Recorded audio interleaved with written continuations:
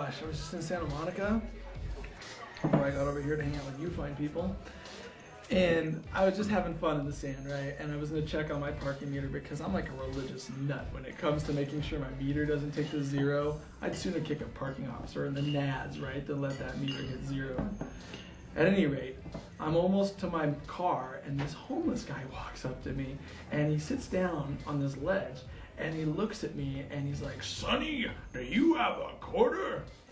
And I'm thinking, I don't want to be like a selfish guy. So I'm like, "Here's a quarter, man, don't worry about it." And then he says, "Do you know why you're standing over there and I'm over here?" And I'm like, "No, sir, why?" And then he said, "Because you went to college, didn't you?" And I'm thinking, yeah, I did go to college. I spent thousands of dollars on a diploma that I'm not quite proud enough to wipe my own butt with. But for the most part, yeah, I made it through unscathed. And then he's like, "Well, just because you went to college doesn't mean bobcats ain't on the moon." I just want to get out of here. And he's looking at me. He's got a buddy that comes over, and his buddy's like, "Bobcats, yeah!" And this whole fuss trickle of weirdness just starts evolving in front of me. But I'm putting up with it because I'm like, this is going to be a great monologue someday, right? And so I'm just like laughing it off, and I walk away, and I'm thinking, man, for my 25 cents, I would have rather the guy said something like, "If you pick lotto numbers 4, 8, 15, 16, 23, 42, at 1:08 p.m. tomorrow, Ed McMahon will call you from a banana phone and ask you to do jello shots. But we need to indulge him, and we'll do the jello shots off of him, and then a mystical mountain lion will pop up out of that public restroom and give us peanut butter and chocolate for the rest of our lives." But no, for my 25 cents, all I got was going to college doesn't put bobcats on the moon. True story.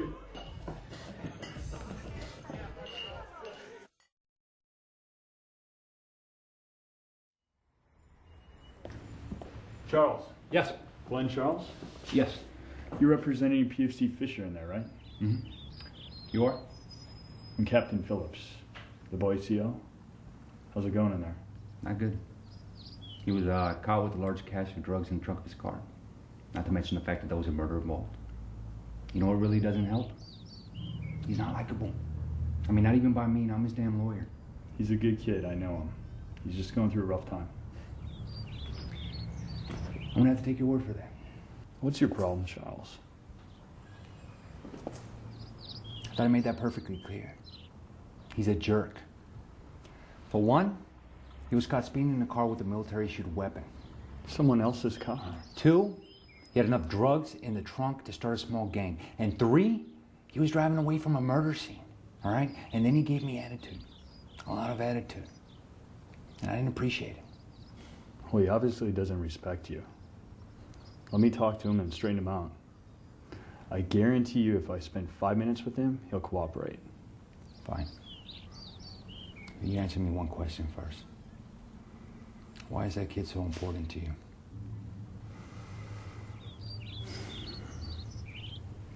He's one of the kids we're shipping off to Afghanistan. He's important to the platoon. All those boys are important to me. You'd understand that if you ever served. Wow. You want me to get that kid out of jail as soon as possible, so you can ship him off to Afghanistan and get him killed. Is that the objective? Look, you don't have to like me. You don't have to like him. You don't have to agree with the politics we've been ordered to do. What you do have to do is get that kid out as soon as possible so other men that you make little wisecracks about don't have to die. Can you understand that? I get it. The greater good. May I offer you a different perspective, Captain?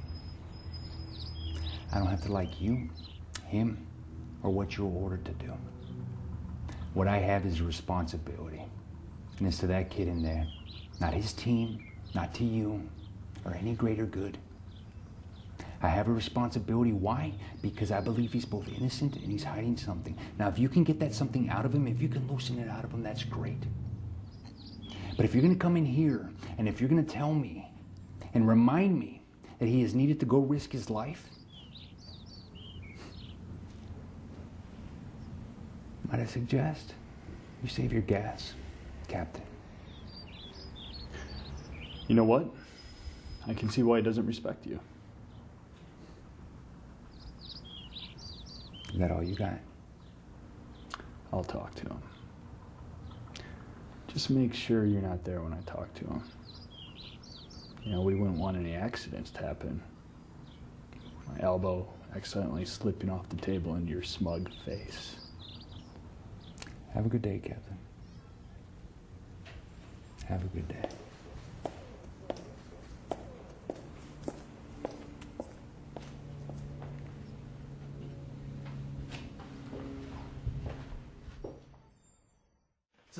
So last.